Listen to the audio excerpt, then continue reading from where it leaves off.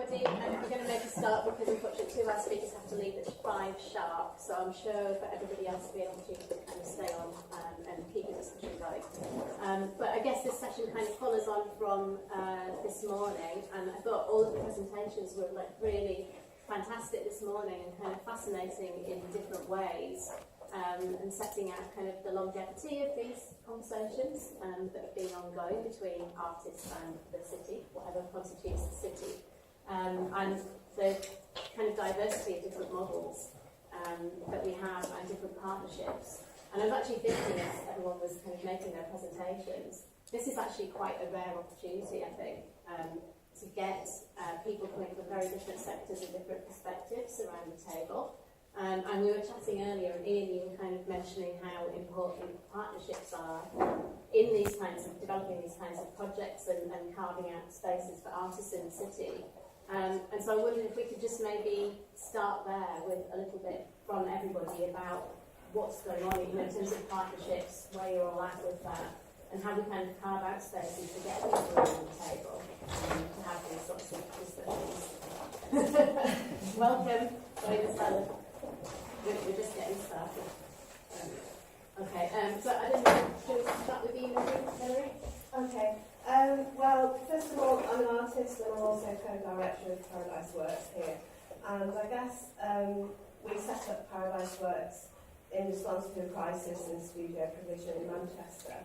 And we've tried to develop our partnership since we've been here, or even before that, haven't we, Lucy, with Salford University, the Arts Council, and all the other artist studios as well in Manchester. So, I don't know, we're kind of on a mission to embed ourselves in the local community as well, and make more develop relationships with as many bodies and arts organisations as we can to help us sustain our practice here and our studios here. Thank you. Wow, brilliant. I arrived in Manchester from New Zealand in October, so I'm relatively new. I've got about 5 minutes, haven't I? Two, 3 minutes. So, I mean, as a practicing artist, I was introduced to arts initiatives in the north of England when I was an undergraduate student in Hull in the 80s. And I remember being really influenced or being taken by Projects UK, which were an arts initiative. Students from Newcastle had set up a performance agency, really, it became, but it was a space, the Basement Group in Newcastle in the 80s, and it really looked after performance art at a time when it was a bit tricky. And then after I was at Slade, I went to Holland and I ran an artist initiative in Amsterdam. I've got some posters here, but there might be a slightly different form to what we're doing. So my history of being part of or in support of artist initiatives in partnership with cities is very long-standing. And as the head of art at Manchester School of Art, Department of Art, in Manchester School of Art, we've got a whole raft that actually is already there before I arrived at partnerships, which I want to consolidate and enhance now that I'm here. And I've got a long list here. Castlefield Launchpad, Castlefield Mentoring Scheme, Aon Community Arts Award, Marketplace Studios, Rogue Studios, Professional Platforms, Art and Audience, and our Unit X, 30 credits every year. Undergraduate is collaborative with across the field at the Manchester School of Art and works out into the city. Alumni projects, we fund the majority of the Wednesday Whitworth talks, of which there have been 255 international artists that speak every Wednesday afternoon over the last decade. More recently at the Whitworth, and prior to that at Corner House. Futures 2018, conversations in curating. Lots of initiatives that involve the students interacting with, working with curators, organisations, venues, arts initiatives within the city, and businesses as well. So the aim is to, and that's just a few of them, the aim is to consolidate this, and to really treat, as I would call it, treat the city as a venue. And in order to do that, you have to really build relationships. And that includes students building relationships, student artists, and staff, researchers, practitioners, etc. Thank you. I don't know, I've got stuff to do, that's what it's my background is very different. I haven't got years and years of experience of working in the creative sector. I'm a town planner by trade, worked for the council for about 10 years now, primarily on delivering capital projects for about 8 of those 10 years. So working with the university, new bridges, public spaces, parks, all that kind of thing. A couple of years ago we got a new city mayor, new head of development. Our kind of approach to development and investment changed slightly. I think it's fair to say culture and creative economy has come right to the top of the agenda now. I've been working with Bill and Laurie at Islington Mill on their capital project for what seems like a lifetime, but it's probably about 4 years now. And my interactions with other artist-led organisations has expanded from my involvement there, so now working quite closely with Hotbed Press. We recently got some Arts Council funding to acquire a building from the council to help with that process. Involved very early stages with Water Plank, helping them with some planning issues to deliver the new home, which is amazing, in Salford. And then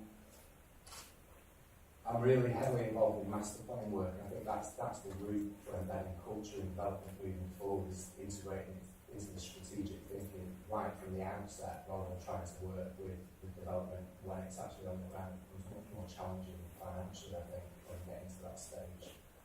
So I think that's what I do. Okay, thank you. Yeah, so I was going to talk about just a couple of things. Yes, partnerships are critical, but they exist in all, we know they exist at all sorts of levels and all sorts of ways. But just two of them. One is really just to back up what Dan said. It's really important that we are able to embed partnership working at strategic level, so that there's a shared understanding of what our final goal is.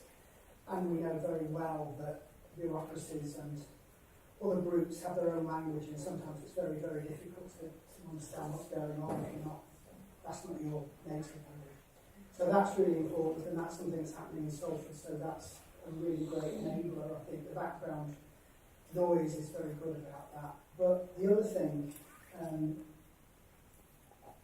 is about kind of seizing the day, because one of the only good things about the economic climate of the last few years has been that it's forced people to consider strange bedfellows. So you do get lions and lambs lying down together. So developers who might have been thought of as commercially tooth and claw know increasingly that to get sustainable projects, they need the imagination and the intuition of artists. And artists have seen the opportunity they have to influence. And sometimes those needs, well, I think one of the Arts Council's job is to do that brokering so those initial conversations can take place and those needs turn into wants, because people start to understand each other and really starts to get what the added value is. It might start off as something that feels like a transaction, but when it turns into understanding, you get real partnership where people really see what they can give to each other. And a lot of those prejudices and misunderstandings break down. It's slightly polyandrish, I know, but I think it is. I've seen it happen in the last few years. Some very odd partnerships are starting to grow, and that can only be good.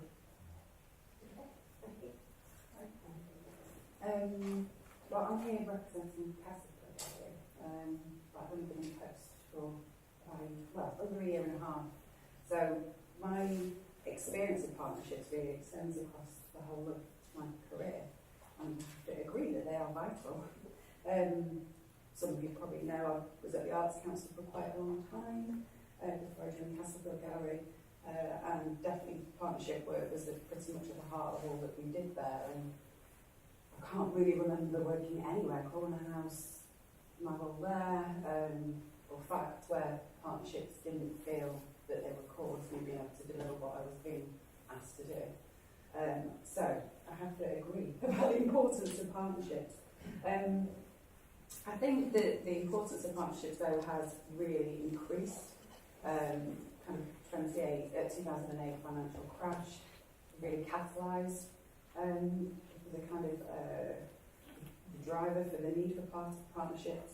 And I think that the partnerships that I've been involved in, and particularly now at Castlefield Gallery, Tim's highlighted that we have one with the School of Art, we also have one with University of Salford and their art collection, with studios, with national partners. I can see other organisations here from across the country who we're working with.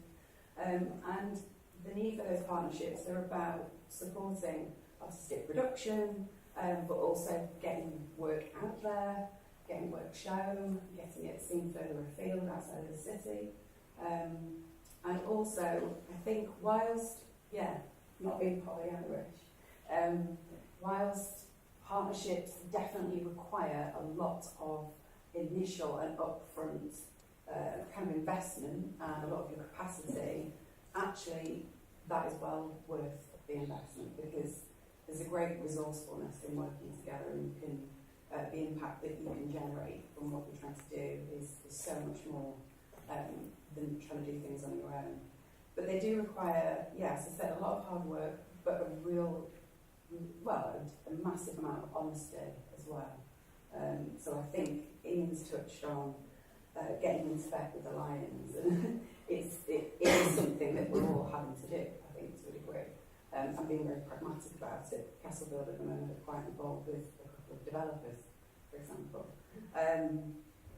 But it's trying to find a common ground, a common language, and being really, really honest with the people that you're working with. That I think is important. And ultimately, if you can make that work, then you can generate something that's much more creative as well, and that will have some legacy. I think probably the other thing that I'd highlight, definitely, that I find in my role at Castlefield Gallery, is that we often want to do things that we just can't do on our own, and you need to be really honest with yourself about that. And skills, knowledge, facilities, space, a frequent topic discussed at the moment. So, it's just being pragmatic. That's what I would say on partnerships. Okay, thank you. There's a lot that was really interesting there, and I guess I want to come back to, in terms of today's agenda and what we've been talking about with exactly that physical space. I mean, all of the presentations this morning were about kind of physical spaces that have been carved out in the city for artists. And you mentioned master planning. It's kind of a vexed term, isn't it? And whilst everybody's agreed about the importance of partnerships, I'm kind of wondering, in practical terms, within those processes of master planning that we're all aware of kind of going on in cities, how do those partnerships manifest themselves? How can they have an impact on master planning? And I should say that just before this, Daniel and I were having a chat, and you were kind of expressing a little bit of frustration in terms of how your remit, which is about kind of the nuts and bolts of physical bits of infrastructure in the city, how that connects to the cultural agenda. Salford is a city which is getting a cultural strategy at the moment, and so it'd be great just to hear a little bit from your perspective about the sort of the mechanisms and processes that this goes through, and where the spaces are in that, if indeed there are, for those kinds of partnerships to be influential and have an impact as things are developing. I think the master plan that we're working on at the moment in the university is quite a good one to talk about. So that's a live project at the moment. So working very closely with all the directorates across the university and some cultural organisations as well, including Islington Mill. We deliberately extend the boundary of that master plan to take in Islington Mill buy-in to that process, and some just to embed the opportunity to kind of allocate formally some land through a formal planning process through this master plan. I think the partnerships at the moment, we're at an early stage, so the partnership is kind of us and the university understanding our own land holdings across the area. We own most of the land there.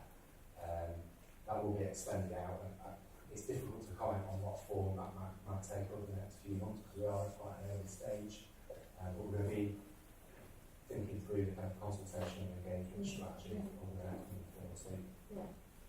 It's difficult to say how those might manifest themselves at the moment. I mean, does it, from your perspective, Hilary, does it feel like Salford is a city where that's more possible, where there's a different kind of conversation that's being enabled? Because when I came to visit you and Lucy late last year, we were talking about this kind of crisis in student provision in Manchester and Salford, and it feels as if there's a different kind of conversation around that here, in which the City Council has been much more instrumental. And Mr. Wakeman and I, who are over in Leeds, it's difficult to imagine, I think, those kinds of quite similar conversations going on to the extent in that sort of interventionist way in Leeds. I don't know if you'd agree with that, John, but... I would. It's really interesting to see such a... Certainly trying to get a similar crowd of people sat in a room in Leeds and talk about the same kind of issues around studio provision. It's just, no, it's ones and twos, you take it on alone, it's a very lonely sort of battle. And although things are changing slightly, and I do think they're changing slightly, and in many ways, and I can see this, that it's almost too late already in many instances, and we feel that in certain areas of the city where it's, particularly where we're based at East Street Arts, is that there's a particular area very close to the city centre, not dissimilar to distance from Salford to Manchester, but it's over the motorway exactly the same. It's kind of like we've all started to go, oh, but the developers or the owners are just sitting on their properties, waiting to develop flats and what have you. So it's a tough one, and it's kind of, we're at the kind of, it's 1 minute past 12. Yeah.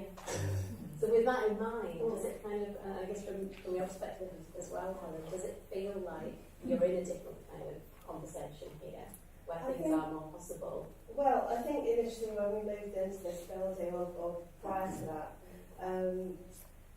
it felt like there was very much a move towards Salford Manchester border from other artist studios that set up, like Castlefield Coastal, and Islington Mill obviously was already established, but there were other smaller artists moving to this area, and I know that this term cultural corridor is a bit of a jargonistic, but that it very much felt like there was this ribbon of creativity going on here, and that people would perhaps naturally gravitate towards this space, from like paper and P.S. Mirabelle through to Islington Mill.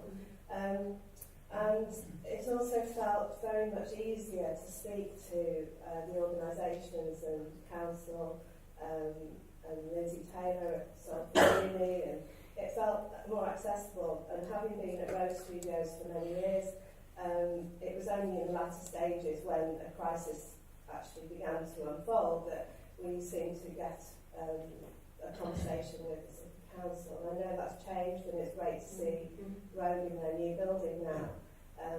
But I think that perhaps opportunities there were missed, and I hope that as artists we are able to have an input into some of the decisions that are being made in Salford.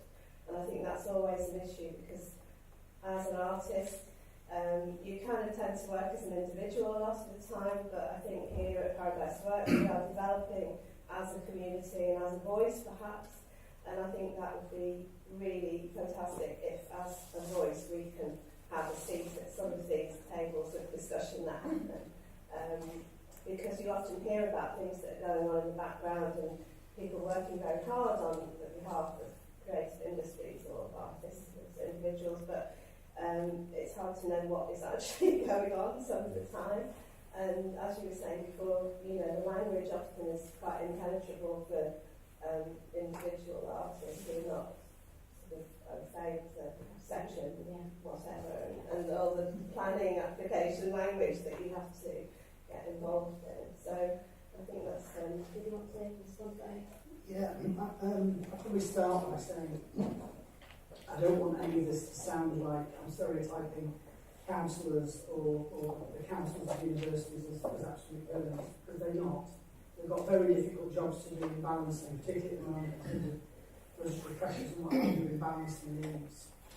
But the environment in which they operate can be constructive or it can be inimical. And I think in Salford there's a really good, and a lot of that is down to the hard work of people like Dan and Sheila, the officers of the council who are interested in and generate interest in a lot of these issues. So there's real intelligence being offered into the, by which I mean smart information being offered into the debate. And at the same time as that, the artists are making a case and influencing by what they're doing. Simply by doing things like this, they are raising profile, creating interest, and starting to get councillors and other decision makers much more engaged with the debates. So I think the point is there is an informed and fascinating debate going on about the role of artists in creating healthy communities, I think, at a kind of macro level. And the Arts Council have a role in that, the university have a role in that, the artists have a role in that, and some artists like Bill, just want a big shout out for Bill and Maury, who really, not just as artists, but also as offering kind of leadership, create this really promising, use the word promising, really promising atmosphere in Salford. I'm Salfordian, so I'm really biased. But I think there's a really great potential to actually demonstrate how things can work. So how some of these big developments can actually have imagination and integrity at their heart, and that's not just bolted on or thought about later, or it's too late. Because we all know really sad things that have happened, that developments that have happened before. If only they'd just been able to consider how to talk to artists, this would have been so very different. I think Salford is a great opportunity.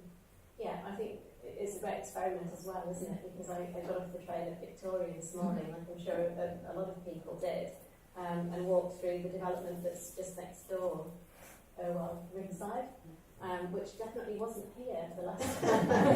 They sort of just suddenly, you know, and it's kind of the pace of that development is quite shocking in some ways. You know, there's that like kind of little bit of thrill about it that you get off the train and these amazing things are going up everywhere. But when you know what the potential impact is, it becomes quite terrifying in a way. And so if we are all here kind of a year hence, what are we going to see and what does the future hold for Paradise Works? But I just wondered, in terms of you know, the complexity of this conversation about planning and policy and working with developers, where you as an organisation, as Paradise Works, you know, where do you go? What are the resources that you have at your disposal? What, you know, in terms of skills that you need, in terms of being able to access information and policy and understanding that and kind of getting a sense of the framework that you're operating within. Do you feel that you have the resources, and if you don't have them, do you know where you need to go to get them from? Yes. Well, that's interesting because I was just talking with Jack before about that, and I think Lucy and I and the core group of Paradise Works, we've got a fantastic group of artists in Paradise Works who've all been really proactive in getting to the point we're at now, and you know, organising events like today, and you know, we draw on that knowledge all the time, but we certainly are constantly reaching the limit of our knowledge and our expertise, and then constantly having to try and grasp that knowledge from somewhere else. So just as a really simple example, this whole thing could have fallen apart within 6 weeks of us moving into the building. If it hadn't been for a friend of mine who offered their support as a solicitor to get us through the lease, because we just didn't have any money, and that would have cost us way beyond our means. And so things like that, you know, incredibly stressful when everyone's already moved in and we're starting to build and so on, but without a lease. So unable to sign up for electricity account, just the basics.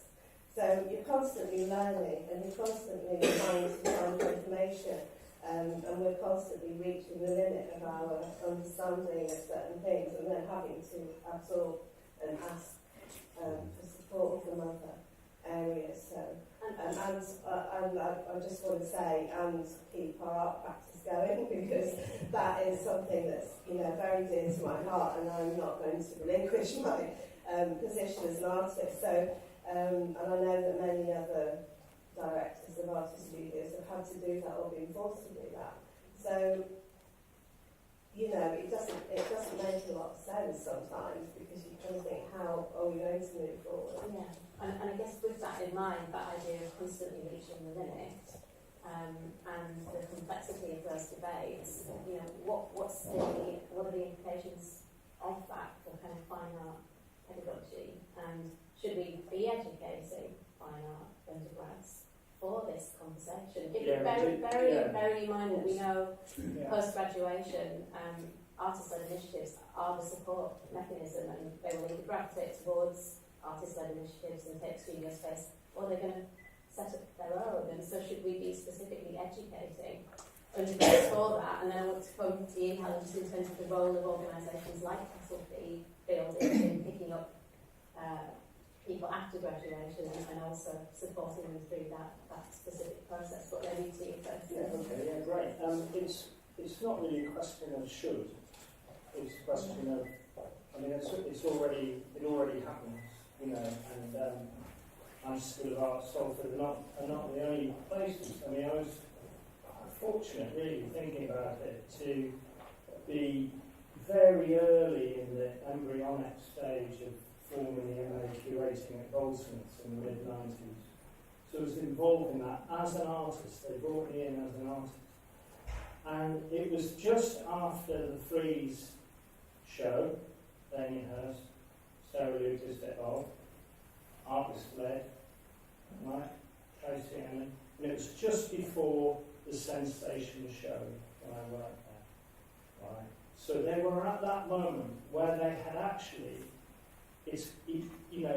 they had known enough about a particular kind of political landscape, which was through a corporate lens. They knew enough about a corporate lens, that group of artists, no matter what you think about their art, right? They're old people. Right. So through a corporate lens, they could see with an idea, you know, whether it was collective or one of them had it or it happened simultaneously, as to how to go round, cut through in an inspired way that involves this very flabby term that people use called creativity. You know, so everybody's kind of involved in that.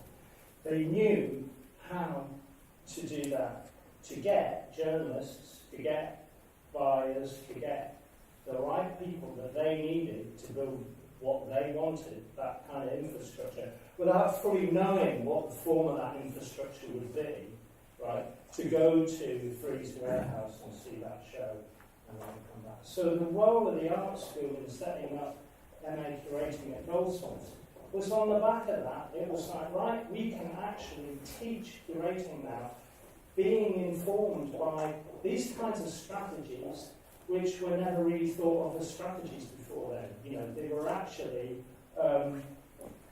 kind of strange techniques, you know, getting a string of taxis to turn up to a building, like, going to take you to the show, take you back, it's all paid for, it's fine, then you can write about it. So art schools do this, we do this, and...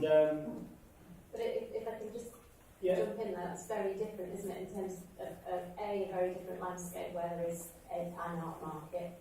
We're in a really different context here, and there's a difference. There's a difference between temporary exhibitions and organisations that are going to go on and have sort of Not really. real longevity. No, not at all. No, because the measure of it is to do with the excellence of the artwork, and the excellence of the artwork that includes, right, within that bracket includes the excellence of the curation. Because if you don't curate good art, it doesn't matter. It actually doesn't matter. But the measure of a good art gallery is the level at which the quality of the art speaks. But what we're getting to with organisations like Paradise Works and all of the ones that we saw present earlier is artists becoming, they're running organisations, they're taking on tax returns and funding applications and going very much above and beyond kind of curating responsibilities. And so what I'm wondering about I'm is approaching the term curating in a broad sense that involves, the areas of tax returns and, how do you manage yourself as a practitioner? Absolutely. It's within that frame. But do you think those very specific skills are being taught at undergrad level? Yeah, they are, That's what I'm Absolutely, getting at. Yeah, we've got modules that teach them. So I want to come on to you, Helen, in terms of what that looks like after graduation and how you support artists in the city to be very locally embedded and thinking about all the work that Castlefield has done with temporary space as well. Yeah, okay. Well, first of all, we don't just work with new graduates, but we do focus on new graduates a lot. And yes, we have a lot of contact, particularly with graduates from Manchester, Greater Manchester. After they finish, we mentor and coach them, and with some of the organisations that are here, we work together to do that. Tim, I'm like this, but I'm really going to disagree with you. Okay, that's good. What I find, or since I've come into the role increasingly, is that there is some real basics. We're having to do some work to go back to basics a lot. And I know the mill have been offering coaching, and that's one of the things that we've introduced into the Salford Scholars Programme that we run, because before we could really get into the skin of kind of mentoring and proper CPD and really building skills up, there's some basic life issues that some of these graduates need support with. Confidence, just a simple one sometimes. And I think perhaps I'm speculating that could be an issue that is growing. Maybe it's a new thing or a newer thing, partly for world reasons. That young people now can't get mortgages, they can't buy homes, they're having to pay extortionate private landlord rents. We get individuals who we're doing work with or supporting who will ring and say, I can't come because I haven't got the train fare to get there that day. There's some real kind of major life issues that we're trying to support people with. And then we can move on to some of the kind of professional practices. So what you're saying is that art schools don't teach that? I'm not saying that you do or you don't. I'm just saying our experience on the outside is that that's not necessarily how some of those graduates are leaving art school. And I'm not saying it's one art school or another because we're working with multiple. I think, therefore, when you start to get into the issue of trying to negotiate leases, deal with VAT, tax, all sorts of stuff, kind of building issues, broken lifts. We had one last night at the gallery. Then it's a whole other world of things to try and support people with, and actually they really can just be beyond what the individual might want to deal with, whilst they're trying to actually sustain and grow a practice as well, artistically, and be focused on their artistic practice. So yeah, we're doing a lot of work in that area. Indeed, actually, I will be honest, Castlefield Gallery, we don't receive a huge amount of public subsidy. We earn most of what most of our income we earn ourselves. and we're about 20% reliant on public subsidy.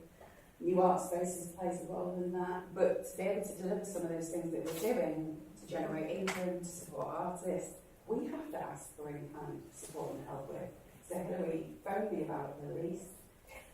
I said, we'll do what we can, but we already get any kind of support from the very lovely solicitor who helps us for free with all of our leases, so how much can I ask of him?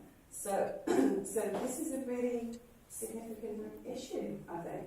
I'm interested in some models that Jane picked up on when you were in Budapest recently on the ANCG Castlefield Gallery artist delegation around an organisation that works as a kind of umbrella to look after some of those issues for organisations in the city you described. Were you thinking of You those? said that they do their admin. Yeah, this was specifically for some of the theatre groups, because they brought in a kind of hugely bureaucratic administrative regime for theatre companies in Budapest, and so there's an organisation called Urania who kind of deals with some of that stuff on behalf of the small theatre companies who can't, don't have the resource to have somebody doing form filling like 5 days a week. And one of the recommendations of the report that was commissioned by the GLA from Creative United, I think, was not just around actual space, physical space, and a trust to be set up in London to purchase space for studios so they'd have some permanence, but it was also, there was another recommendation specifically around support for individuals and studios and people with ambitions to set them up in terms of the basic things of governance, management, finance. So I think that report had something to say about that too, and it was quite extensive. I think there's more that we could do as a local authority to kind of help with, because we've got all these skills in house, and over the years we've helped where we can help. But we have kind of quantity surveys, building surveys, we have teams. And I think lots of corporates and businesses do too. One of the issues, I talked about confidence just before, and I had to give a bit of a speech last night at one of our events, and one of the things I talked about there was confidence. And it's confidence in artists.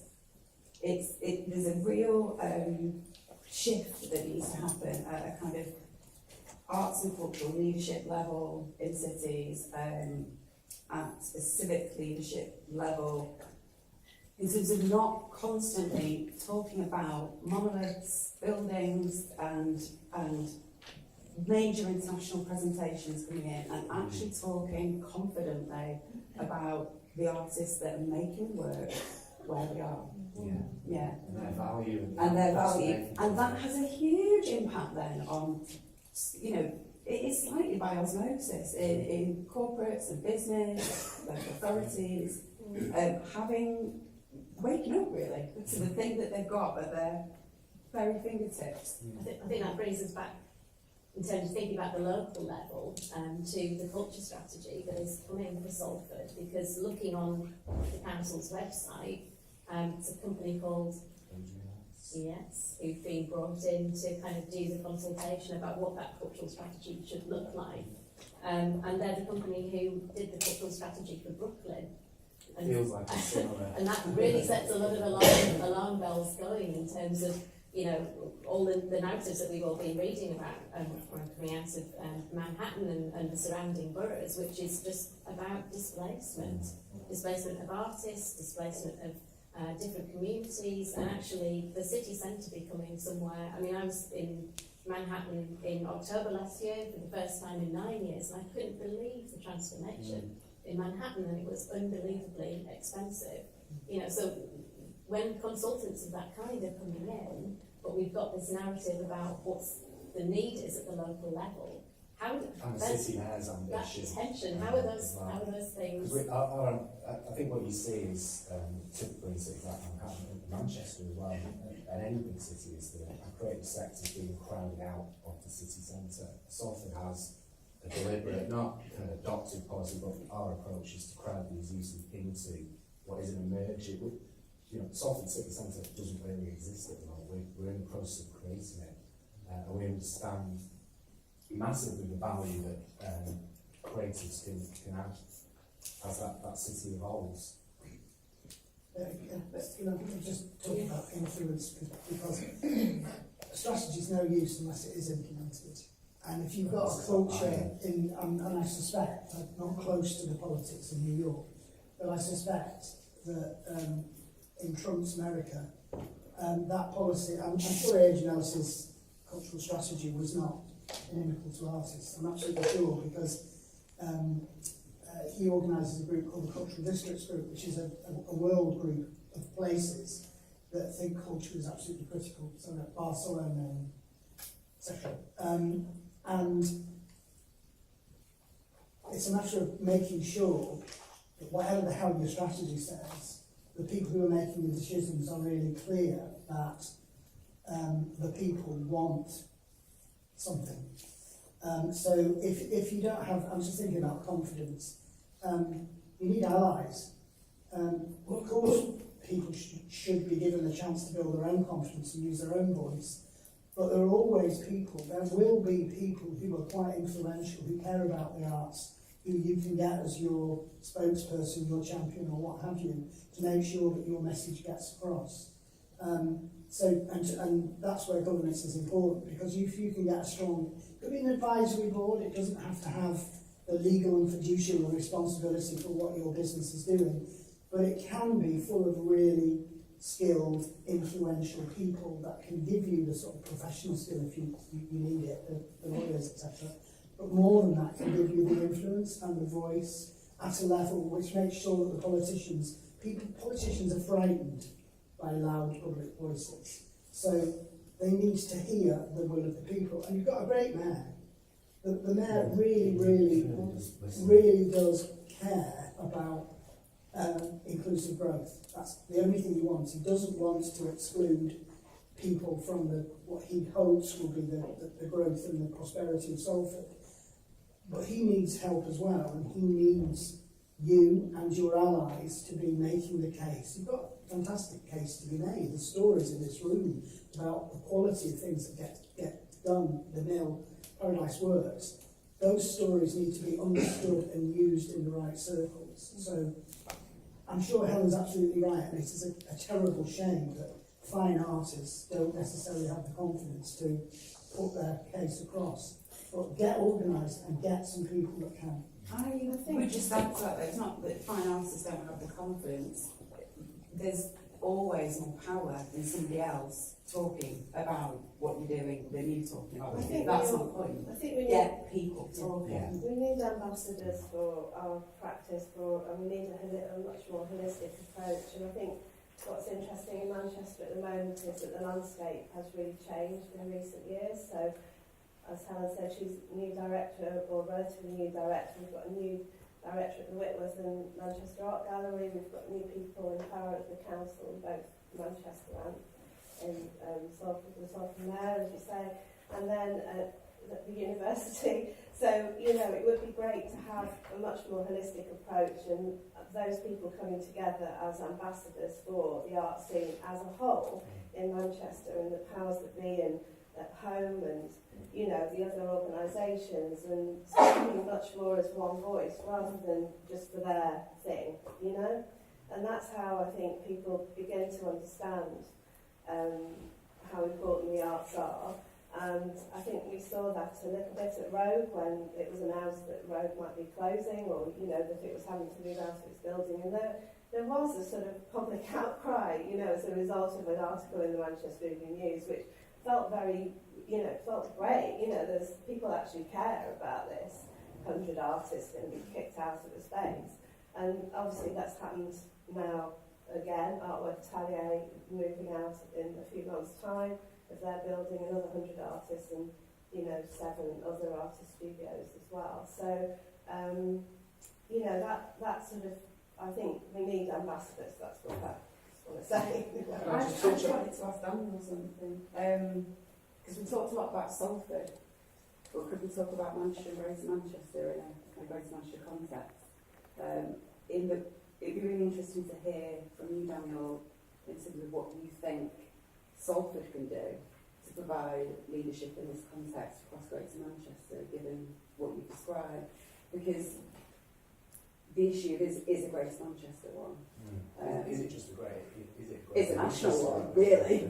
Well, yes, it's a national one. It's an international one at the moment, but you know, you described some real proactivity, some smart thinking. How can you take that out as the GM agenda and because there's a growth opportunity for Greater Manchester here. Yeah, possibly. it's that, well, massively. But it's slipping huge, away because it needs to be addressed so economic quickly. driver. Yeah. Is it try some detailed conversation with the city now about representing this agenda at kind of pragma level in the combined authority to really get it at the top of the agenda there? Well, because there is already a small live music venue conversation live at that level. So how can we get a visual arts one going? Who's driven the music venue?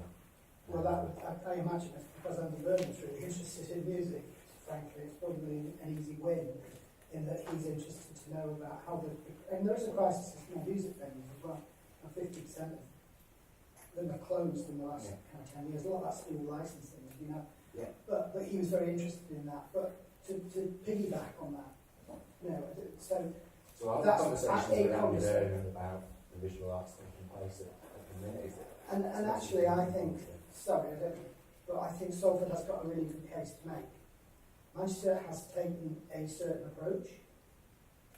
Make your own judgment about what that, but Salford, I think, has got a much more kind of holistic, use the word holistic. I think they're really trying to think radically about how to support artists and to do it in a way which is sustainable. So it was the point about, so artists don't have to always do everything themselves in terms of the management of buildings and the leases. How can we provide, or if not provide, because we're not paternalistic about it, how can we ensure that that is possible so that artists can get on with what they want to do, which is to make the art? I suppose, sorry, I was asking the question because I'm not anti-Salford, I'm really pro-Salford, I'm really behind what's happening here.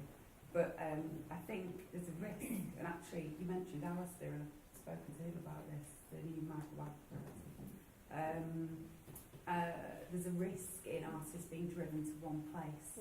Yeah. Yeah, a massive risk. And also there's a question about how healthy that is as well.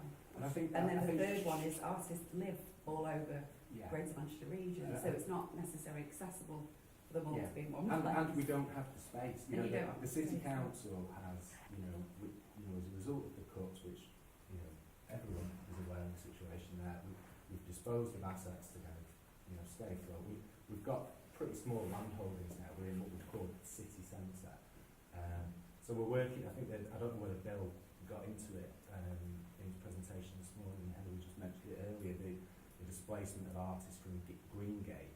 So our response hasn't been necessarily a strategic one, it's been action on the ground. We own a big employment estate right next to Islington Mill, you know, built in the 70s, it's big industrial kind of warehouse sheds. We're finding the money to create studios within there. That's our response. That's one of the biggest kind of land holdings that we've got. So we're doing what we can to kind of facilitate that transition. I don't think so. The city centre just hasn't got the space to absorb everyone who's getting displaced. I know, I'm really sorry, we're running out of time, so maybe just over to you, Ian, and then... Yeah, very, very quickly. There are stories to be told, aren't there? I understand that there are bespoke solutions everywhere. They're not going to be the same solution. But I'm increasingly aware of places which are operating, well, as far as I understand it, in kind of isolation, in Wigan, for example.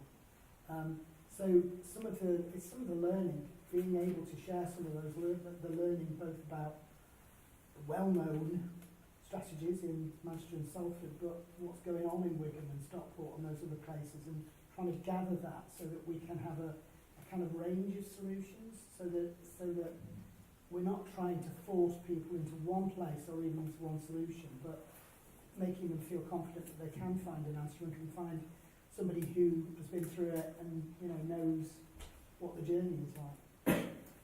Okay, well that's really fascinating. I think we could go on all afternoon, but we're going to lose two of our speakers now. So I'm just going to say thank you very much to Hilary, Tim, Daniel, Ian and Helen. And I'm sure we're going to continue over the next bit, which I believe is dinner. We've got a game, first. exchanges from Will Marshall, which will be in space next door. But if you want to just take a moment to have a quick comfort break and a cup of tea, then we can just re-meet in that area over there, and Will will be telling us what we'll be doing. And thanks to all of our speakers.